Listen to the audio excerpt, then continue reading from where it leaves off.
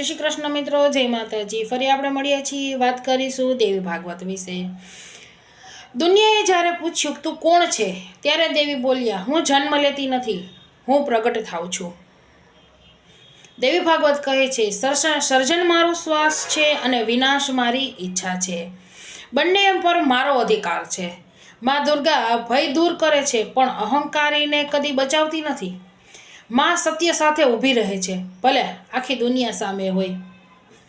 જ્યારે સમય જવાબ માગે છે, ત્યારે માં મૌન રહેતી નથી, ત્યારે શક્તિ પોતે બોલે છે।